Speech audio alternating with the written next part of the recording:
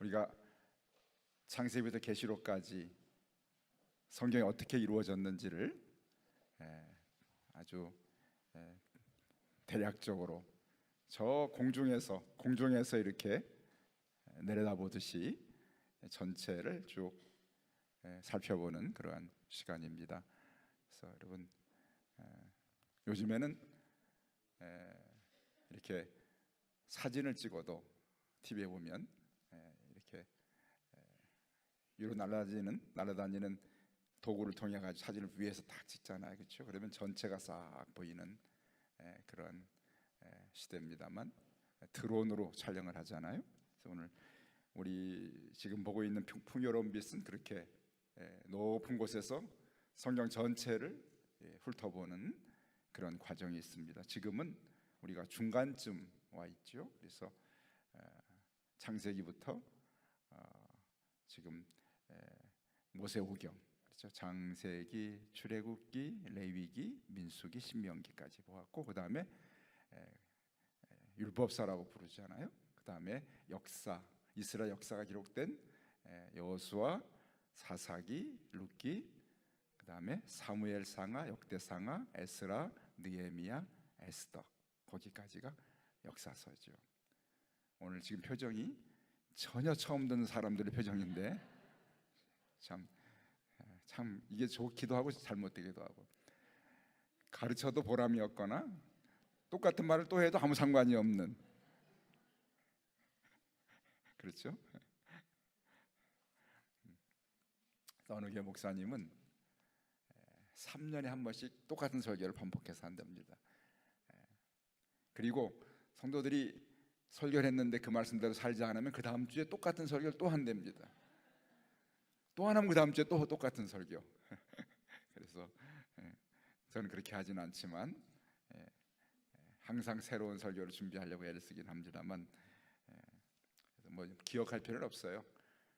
1년 전에 먹은 반찬과 음식을 기억할 필요 없이 그냥 먹었으면 양식이 되고 음료가 돼서 여러분 몸에 피를, 혈관을 타고 피가 됐고 신경이 됐고 근육이 됐고 했을 것입니다.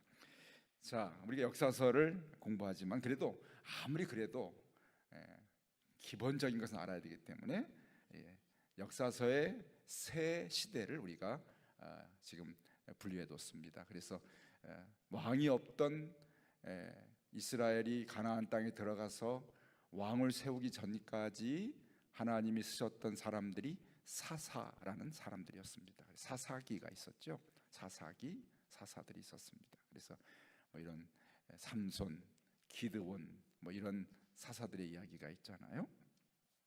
자, 이스라엘 백성들이 왕을 원해 가지고 하나님이 왕을 세워 주셨습니다.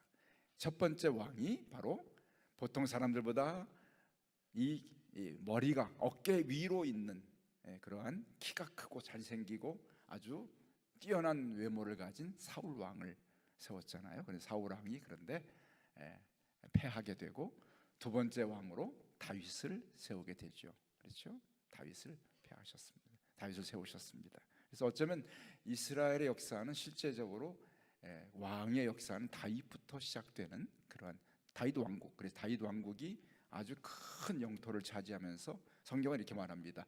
다윗이 하나님의 기이한 도우심으로 가는 곳마다 싸울 때마다 이기더라. 하나님의 도우심으로 다윗이 전쟁에 나가면 승리하는 그런 왕이 됐습니다.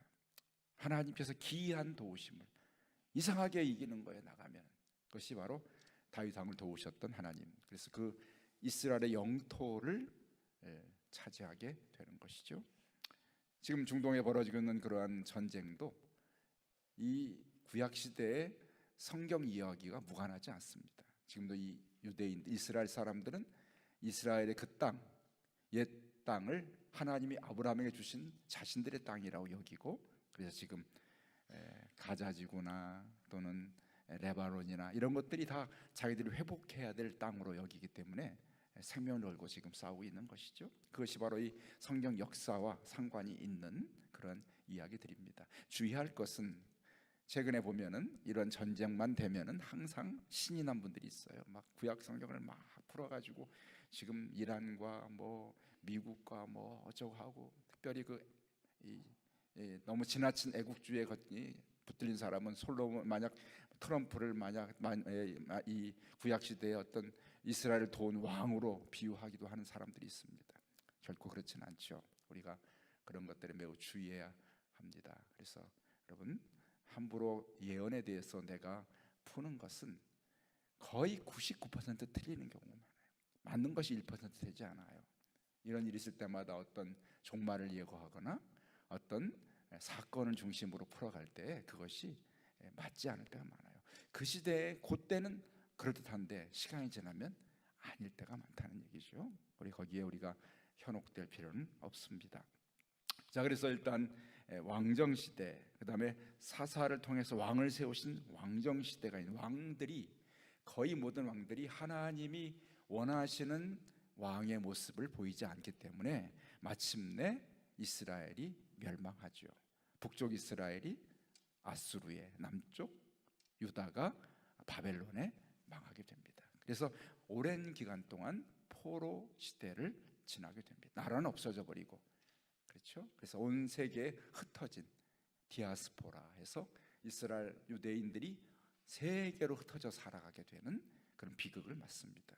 그리고 오랜 시간이 흘러서 지금 이스라엘 땅에 그들이 다시 나라를 회복한 그런 일들이 오늘 여기 성경 시대에 예언이 되어 있고 기록되어 있는 것을 보게 됩니다. 오늘 두 번째, 우리가 왕정 시대, 왕들이 다스렸던 왕정 시대 이야기를 대강 훑어보려고 합니다. 그러나 그 삶에서 특징들을 우리가 교훈으로 배울 것이 있지요. 그래서 여러분 26면 펴시면 사사 시대, 그다음에 왕정 시대, 포로 시대, 약 1000년간의 이스라엘의 역사가 세 가지로 구분이 됩니다. 사사들이 통치한 시대, 왕들이 다스린 시대, 그다음에 나라가 망하여서 포로로 지냈던 시대, 이런 것들이 그곳에 해당된 그러한 성경들이 여호수아, 사사기, 룻기까지가 사사 시대 이야기고, 사무엘상하, 열왕기상하, 역대상하, 이것들은 같은 내용을 중복적으로 기록하기도 하지만 관점과 서로의 기록한 자의 기록의 방법이 달랐기 때문에 중복된 내용도 있습니다만 왕정 시대 이야기를 기록합니다. 그리고 약 200년 정도 에스라, 느헤미야, 에스더 시대를 포로 시대로 우리가 보고, 그렇게 이스라엘의 구약 역사를 우리가 훑어보게 되죠. 자, 세 시대를 우리가 알고 있을 때, 자, 왕정 시대 27면 거기 표시가 되면 왕정 시대가 있죠. 거기 3번 문제는 지금까지 우리는 이스라엘의 처음 두 왕에 대해서 배웠습니다. 두 왕의 이름은 무엇일까요? 첫째 왕은 사울, 둘째 왕은 다윗. 이 문제는 우리를 상당히 무시하는 문제입니다. 이거 아주 이런 문제를 내놓고 답을 맞추라니요. 얼척이 없죠. 그렇죠? 그래도 우리가 지나면서 사울과 다윗이다. 그렇게 해서, 자, 이분이 이 교재를 만들 때 우리를 얼마나 염려해서 만들었겠어요. 우리 가르쳐도 또 잊어버리고 그러니까 반복해서 하는 것이죠. 4번, 세 번째 왕. 자, 사울 왕과 다윗 왕이 있었는데 세 번째 왕은 솔로몬 왕이었습니다. 그렇죠? 다윗 왕 아버지가 세우는 왕국에서 가장 영화를 누린 왕이 바로 솔로몬의 왕입니다. 예수님께서 어떻게 하셨습니까? 염려하지 말라. 들에 핀 이 꽃 하나보다도 솔로몬의 영화를 들에 핀 꽃 하나와 비교할 수 없다. 솔로몬이 그렇게 영화를 누렸는데도 그 영화가 하나님이 만드신 꽃 한 송이보다 못하다, 이렇게 말씀하십니다. 그렇죠? 솔로몬이 그렇게 영화를 누렸지만 인생의 마지막에는 뭐라고요? 헛되고 헛되니 모든 것이 헛되도다. 그렇게 노래했던 왕이 세 번째 왕 솔로몬이었습니다. 자, 4번, 세 번째 왕은 다윗의 아들 솔로몬인데 하나님은 솔로몬에게 큰 재물과 엄청난 지혜를 주셨습니다. 솔로몬 왕은 다른 나라들과 무역도 많이 하고 또 이렇게 아주 교훈이 되는 잠언도 썼고 예루살렘에 웅장하고 화려한 성전도 건축합니다. 그렇죠? 솔로몬이 아버지가 준비한 다윗 왕은 참 평생에 성전을 짓고 싶었어요. 하나님, 나는 이렇게 백향목으로 지은 정말 아름다운 궁에 거하는데 하나님이 임재하신 상징인 하나님의 법궤는 천막 가운데 있습니다. 자기의 집은 너무 좋은데 성전은 너무나 형편없거든요. 다윗은 그것을 너무나 마음 아파했어요. 그래서 하나님 앞에 평생 기도의 제목이 뭐냐면, 하나님, 제가 성전을, 아버지 하나님의 집을 지어드리고 싶습니다. 그렇게 기도를 했더니 선지자 나단을 통해서 하나님이 응답하십니다. 네가 나를 위해 집을 짓느냐? 내가 너를 위해 집을 지어주마. 그렇죠? 여러분, 참 하나님의 의미심장한 말씀이에요. 네가 나를 위해 집을 짓는다고? 내가 너를 위해 집을 지어주마. 하나님은 솔로 다윗에게 성전 건축을 허락지 않습니다. 그 이유는 그가 너무 많은 전쟁에 나가서 피를 흘렸기 때문에 너를 통해 성전을 짓지 않겠다. 그리고 내가 너를 위해 집을 짓는다는 것은 바로 다윗의 왕위를 통해서 이후에 이스라엘의 모든 왕위가 다윗 후손을 통해서 이어질 것을 약속하십니다. 하나님 약속하신 너를 위해 집을 짓는다는 약속의 말씀이죠. 하나님 다윗을 너무나 사랑하셨어요. 내 마음에 합당한 사람, 내 마음에 좋게 여기는 사람이라고 말씀하셨습니다. 그리고 그의 후손들을 통해 대대로 하나님은 다윗을 축복하셨습니다. 제가 늘 말씀드리지만 우리 믿는 자의 축복은 후손들을 통해서 흘러가는 것이에요.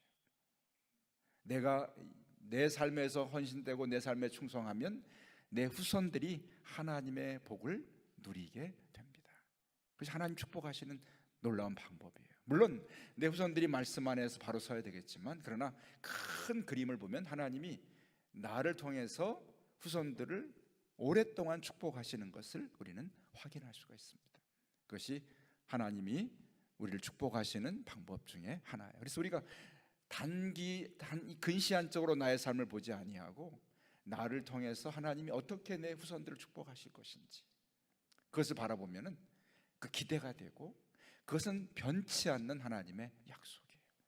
그래서 우리가 주 앞에서 헌신하고 수고하는 것 하나도 아깝지 않고 하나도 헛되지 않습니다. 반드시 하나님이 후손 대대로 축복하시는 것을 많은 그러한 증거들을 통해서 우리가 확인하게 됩니다. 그런데 안타깝게 솔로몬은 성전을 건축해 드리고 정말 아름다운 성전을 지어 드렸어요. 다윗은 참 감사한 사람이죠. 내 손으로 성전을 짓지 못하자 다윗이 어떻게 했죠? 하나님, 내 손으로는 성전을 짓지 못하지만 내 아들이 지을 수 있도록 모든 것을 다 다시 준비해 줍니다. 다 준비해 놓습니다. 야, 다윗의 마음이 얼마나 대단해요. 하나님께 성전을 짓지 못하게 하시자, 하나님, 내 손으로는 성전을 짓지 못하지만 내 아들이 성전을 지을 수 있도록 내가 모든 걸 다 준비하겠습니다. 준비해드립니다. 너무 놀랍죠, 그 마음 자체가요. 우리는 보통 아이고 나 못 지어, 그럼 난 포기하지, 나는 내 마음대로 될 대로 살자, 그렇게 살지 않은 사람이죠. 자, 솔로몬이 성전을 짓고 나서 하나님 앞에 일천번제를 드립니다. 너무 하나님 기뻐하시면서 어떻게 해요? 너의 소원이 무엇이냐? 하나님, 나에게 이 나라를 다스릴 수 있는 지혜를 주십시오. 그런 이 솔로몬의 기도를 하나님 너무 기뻐하셨어요. 네가 다른 걸 다 구할 수 있었지만 지혜를 구하는구나. 하나님 그에게 지혜를 주실 뿐만 아니라 모든 부귀영화를 다 허락해 주십니다. 먼저 그의 나라와 의를 구했는데 하나님이 이 모든 것을 더하시는 응답을 솔로몬에게 하시죠. 솔로몬은 그래서 이 역대 왕 가운데 너무나 놀라운 엄청난 부요를 그가 누리게 됩니다. 그런데 중요한 사실은 왕 아버지 다윗은 사울로 인하여서 엄청난 고난을 당하고 이스라엘의 모든 광야를 돌아다니는 그러한 고난의 삶을 삽니다. 그 고난을 통해서 그는 하나님만 섬기는 그러한 신앙을 갖게 됩니다. 고난을 통해서요. 여러분, 그래서 광야라는 노래 부르지 않습니까? 그렇죠? 신의 악단에서도 광야 어쩌고 막 부르잖아요. 네. 거기에 바로 다윗이 다녔던 광야. 그는 그 광야의 삶을 통해서 하나님만 섬기는 믿음이 됐어요. 그런데 솔로몬은 광야를 경험하지 않은 사람이었고요, 부귀영화를 누렸던 사람이었는데, 그 부귀영화를 누렸던 솔로몬의 삶의 끝은 너무나 불신앙적이고 바르지 못한 삶으로 끝을 맺습니다. 솔로몬의 끝이에요. 솔로몬이 다스렸던 통치 가운데 크게 성경은 두 가지를 그의 잘못을 지적합니다. 그것이 뭐냐면 5번이지요. 솔로몬 통치 아래 이스라엘은 강하고 유명한 나라가 됐습니다. 그러나 그의 약점을 두 가지 징후로 드러냅니다. 벽에 난 두 개의 틈새가 벌어지기 시작하는데, 이 죄가 나라를 갈라놓고 무너뜨리는 죄를 범합니다. 그 죄가 무엇인가? 첫째로 가난한 자를 억압한 죄였습니다. 두 번째는 다른 신들을 섬기는 죄를 솔로몬이 범합니다. 가난한 자를 억압한, 다른 신을 섬기는. 자, 솔로몬이 이미 사사시대에도 사사들이 이스라엘을 통해서, 그런 이스라엘 백성들이 왕이 없을 때도 이런 죄를 범하더니 그것이 점점 더 심해져 가지고 왕정시대에는 돌아올 수 없는 그런 죄의 범죄의 길로 그들이 떠나게 됩니다. 엄청난 것이죠. 세상은 그냥 놔두면 어떻게 해요? 점점 더 나빠져요. 우리나라도 마찬가지죠. 우리나라도 일제시대를 거쳐서 6.25 전쟁을 거치면서 그다음에 개발시대를 지났습니다. 자, 그때까지만 해도 우리 민족이나 우리가 중요하게 어떤 윤리나 가치관을 중요히 여겼는데, 개발이 되면서 돈이 들어오자 우리의 윤리나 가치보다 돈이 더 위에 서게 됩니다. 그리고 계속해서 어떤 이런 경제 발전을 이루었지만 결국 경제의 발전과 함께 우리나라의 어떤 도덕이나 윤리나 어떤 이런 영적인 상황이 좋아지나요? 절대 그러지 않고 반비례해서 점점 더 나빠져가는. 물질의 부여를 누렸지만 그러나 우리나라는 영적으로 더욱 더 피폐해지는, 사람들의 마음속에 자녀를 낳지 않는 이유가 여러 가지 있겠지만 우선 나의 삶을 우선하기 때문에 자녀를 낳지 않습니다. 나도 딱 필요한 만큼만, 내가 나의 행복을 빼앗기지 않을 만큼만을 얻게 되지요. 그것이 다 우리의 어떤 영적인 정신적인 피폐를 가져온 그러한 상황의 가장 중요한 증거 중에 하나인 것이죠. 솔로몬이 바로 그런 상황이었습니다. 갈수록 왕정시대가 지나면서 그 나라는 영적으로 피폐해지고 있습니다.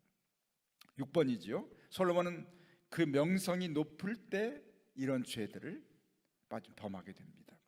솔로몬 왕은 백성들에게 강제적으로 무거운 세금을 부과하고, 임금을 일했지만 임금을 지불하지 않고 성전과 자신의 궁전을 계속 짓는 건축의 일들을 시킵니다. 이것이 어떤 죄를 범했냐면 가난한 자를 억압하는 죄를 범하게 됩니다. 그렇죠? 왕이 자신의 어떤 권세를 얻을수록 밑에 있는 백성들을 돌보거나 그들을 불쌍히 여기지 않고 자기 업적을 나타내기 위해서 화려하고 큰 건축물을 세우게 됩니다. 그럼 여러분, 화려하고 그 건축물을 세울 때 그냥 세워지나요? 거기에 수많은 백성들이 노동에 동원되는 것이죠. 그러면서 노동에 도동되면서 노동의 착취가 일어나고, 그 다음에 가정 삶의 행복이 깨어지고, 그러면서 백성들은 피폐해지게 되죠. 그리고 그 물질을 얻기 위해서 세금을 걷어들이게 됩니다. 세금과 그리고 노동의 착취를 통해서 백성들의 삶은 점점 더 억압과 피폐한 삶으로 가게 되고, 그 속에서 불만이 커지게 되는 것이죠. 그런데 왕은 이 말을 들을 귀를 잃어버립니다. 그래서 솔로몬은 갈수록 건축물을 세우고, 그렇죠, 자기의 그 영역을 넓혀가고 화려하게 함으로써 백성들에게 가난한 자를 돌아보지 않는 원망을 얻게 됩니다. 두 번째 또 하나의 죄는 바로 우상을 섬기는 죄입니다. 다른 신을 섬기는 죄를 범합니다. 솔로몬에게 다른 신이 들어왔던 가장 중요한 통로가 바로 혼인을 통해서 다른 신을 얻게 됩니다. 그가 어떻게 혼인을 맺었는지 7번이 말합니다. 다른 나라들과 동맹 관계를 유지하기 위해 솔로몬 왕은 다른 나라들의 공주들과 계속해서 결혼을 합니다. 열왕기상 11장 1절에서 5절 보면 솔로몬이 어떻게 살았는지를 우리가 알 수가 있어요. 한번 읽어볼까요? 솔로몬 왕이 바로의 딸 외에 이방의 많은 여인을 사랑하였으니 곧 모압과 암몬과 에돔과 시돈과 헷 여인이라. 여호와께서 일찍이 이 여러 백성에 대하여 이스라엘 자손에게 말씀하시길 너희는 그들과 서로 통혼하지 말며 그들도 너희와 서로 통혼하지 말라. 그들이 반드시 너희의 마음을 돌려 그들의 신들을 따르게 하리라 하셨으나 솔로몬이 그들을 사랑하였더라. 왕은 후궁이 700명이요 첩이 300명이라. 그의 여인들이 왕의 마음을 돌아서게 하였더라.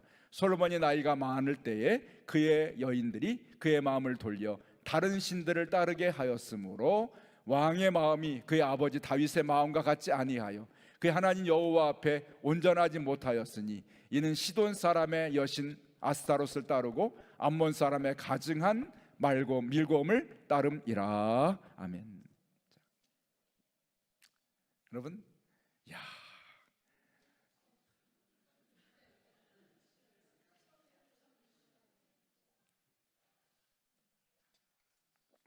여기 이분이 지금 질문이 의도가 뭐야? 이게 물어봤어.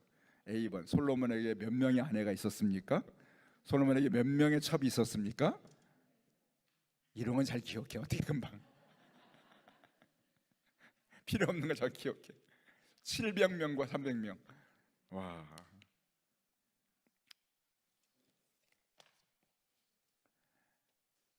하나님이 일부 일처제를 주신 것은 우리가 가장 행복하게 살 수 있는 그러한 가정을 이루게 만드신 것이에요.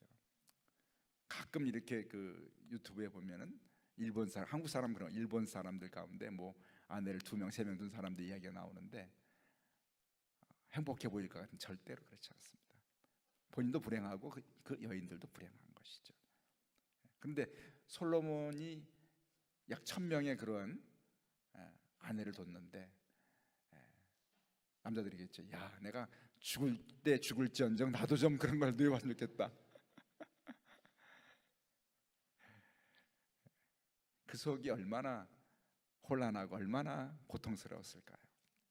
2명만 우리 그 TV에 보면 사극들 보잖아요, 그죠?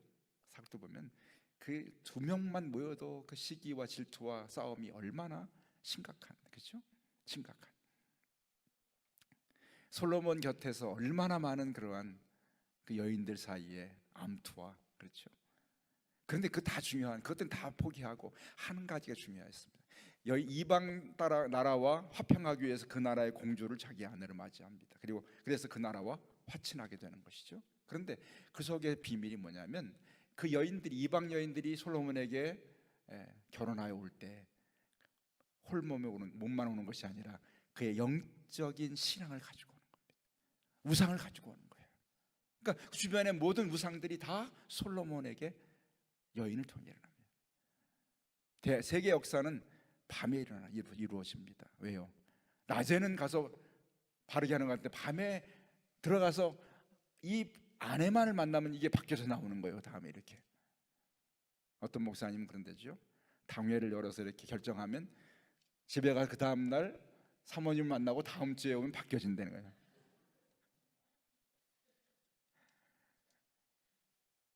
이런 그 여인들로 인하여서 당하는 그런 어려움들, 영적인 그러한 영향들이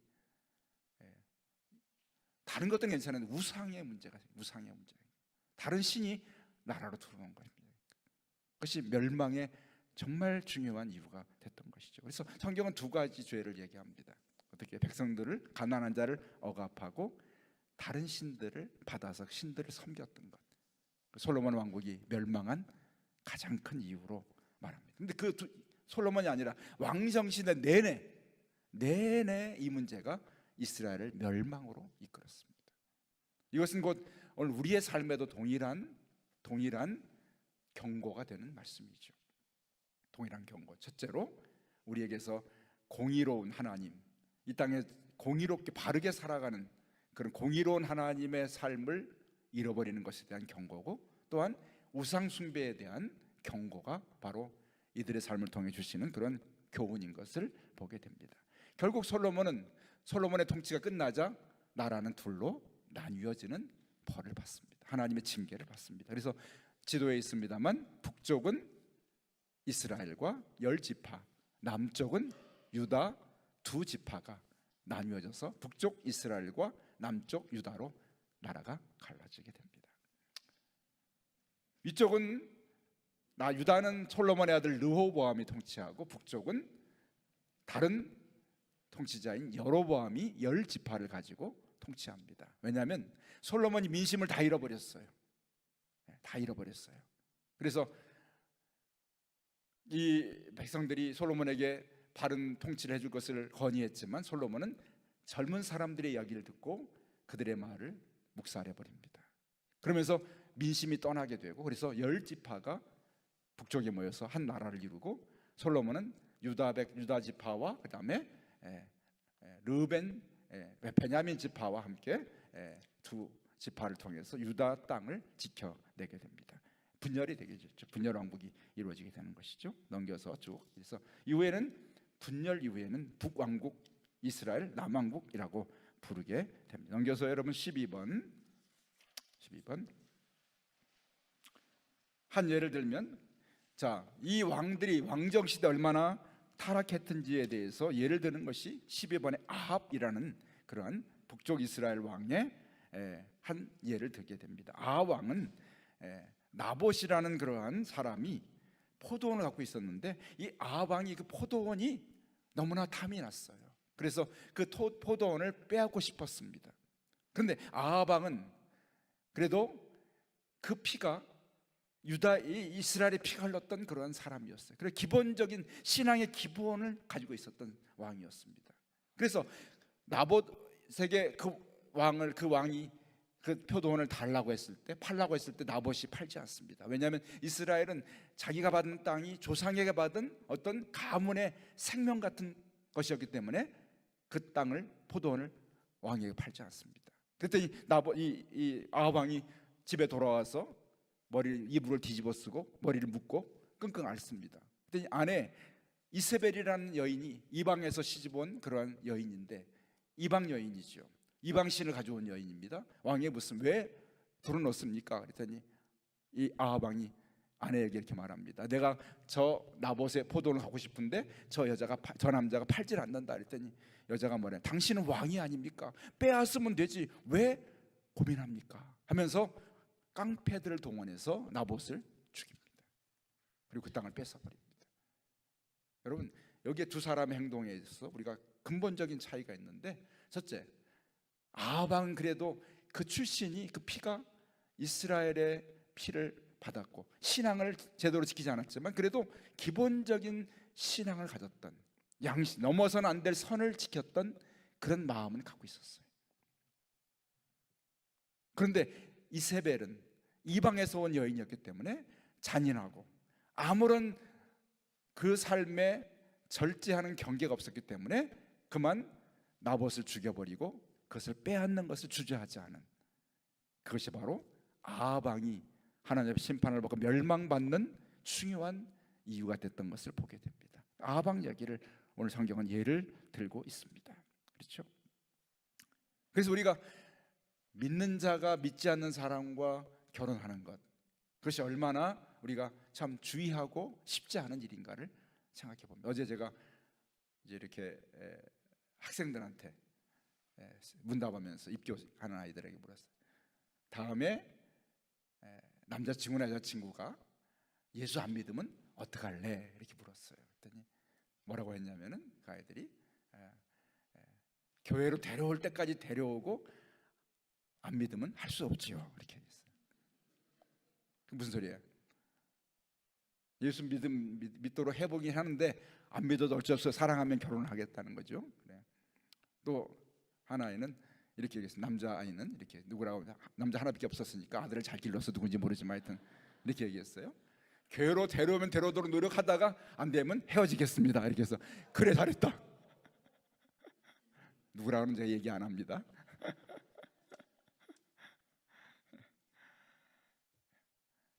우리가 왜 믿지 않는 자 멍에를 같이 매지 말라는 이유는 뭘까요? 바로 이런 현상입니다. 믿는 자는 그래도 삶을 살아가면서 넘지 말아야 할 경계는 지켜내는 거예요. 최후의 경계를 지켜내는데, 믿지 않는 사람은 이 경계가 없기 때문에 아무런 상관없이 이를 넘나들게 됩니다. 그래서 이스라엘 왕들이 망하고 아합이 망하고 솔로몬이 망했던 멸망의 가장 큰 이유가 여기에 있었죠. 그렇죠? 엘리야가 이 아합 시대에 이 이세벨이 들여온 그 바알신 에스라신이 갈멜산에 얼마나 많은 이스라엘이 왕으로 인하여 이세벨로 인하여서 이방신을 섬겼는지 나라가 신앙적으로 완전히 망했습니다. 갈멜산에서 그래서 엘리야 선지자가 그 바알과 아세라신과 대결하지 않습니까? 그래서 14번 이렇게 바알이 열왕기상 18장 21절에 말합니다. 여러분 보십시오. 써 있죠. 한번 읽어볼까요? 14번 그 말씀 같이 읽습니다. 너희가 어느 때까지 둘 사이에서 머뭇머뭇하려느냐? 여호와가 만일 하나님이면 그를 따르고 바알이 만일 하나님이면 그를 따를지니라. 아멘. 이렇게 말. 엘리야가 언제까지 두 사이에서 머물거릴 거냐? 하나님이 너희의 섬길 하나님이면 그 여호와를 따르고 바알을 따를 건 바알을 따르라. 그렇게 엘리야가 결단을 촉구하죠. 결단을 촉구. 거기서 하늘에서 불이 내려서 엘리야 제단을 불태우고 바알과 아세라를 섬겼던 사람들을 멸망의 길로 그렇게 가게 하신 것이 바로 이 왕정 시대의 그러한 특징이었습니다. 그래서 오늘 중요한 사실 두 가지, 공의 하나님을 따라서 믿는 자들이 공의로운 삶을 사는 것과 이방신을 섬기지 않는, 우상을 섬기지 않는 이것이 얼마나 중요한 일이고, 이것을 나의 가정을 지켜내고 내 가문을 지켜내는 그러한 중요한, 그래서 나 혼자의 문제가 아니라 내 후손들이 우상을 멀리하고 지켜내는 것이 우리 가문을 지켜내는 것이, 하나님의 공의를 따라가는 삶, 이 두 가지 죄를 멀리하고 가정과 가문을 지켜내는 것이 얼마나 중요한지를 이 왕정 시대는 우리에게 교훈해 주고 있다는 사실입니다. 그렇죠? 오늘 이 왕정 시대에 이스라엘이 망하고 유다가 망했던 이유는 바로 두 가지 이유 때문이다 하는 것을 오늘 성경은 보여주면서, 다음 주에는 포로 시대로 넘어가서 공부를 하겠습니다. 오늘 교우 찬송이 없기 때문에 기도하겠습니다.